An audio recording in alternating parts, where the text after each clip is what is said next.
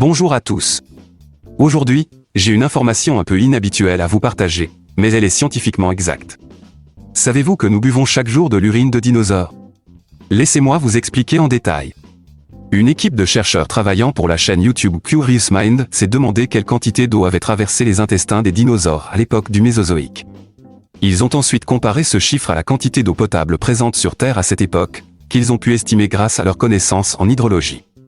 Leurs conclusions sont étonnantes, les dinosaures ont eu largement le temps de boire presque toute l'eau potable disponible sur Terre à leur époque. Comment cela est-il possible? Tout simplement parce que ces animaux ont vécu pendant très longtemps, 18 millions d'années pour être précis, ce qui leur a laissé amplement le temps de boire toute l'eau disponible sur notre planète. Cette eau a ensuite été naturellement transformée en urine dans leur organisme de dinosaures.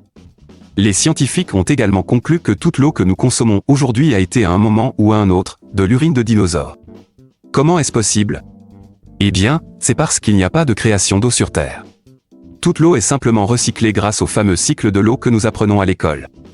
Les molécules d'eau s'évaporent et forment des nuages, qui retombent ensuite sous forme de précipitations. Les molécules d'eau peuvent alors rejoindre les océans, les cours d'eau, les lacs, ou se retrouver piégées en sous-sol ou sous forme de glace. L'eau que les dinosaures ont bu est donc la même que celle que nous buvons aujourd'hui. En revanche, comme les humains n'existent que depuis 200 000 ans, la plupart des molécules d'eau n'ont pas pu être digérées par un autre humain avant nous. Cependant, presque chacune de ces molécules a été un jour de l'urine de dinosaures.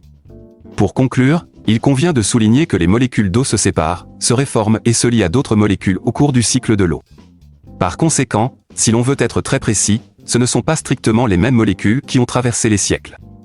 Néanmoins, cette étude est fascinante et nous rappelle l'incroyable histoire de notre planète et de ses habitants au fil du temps.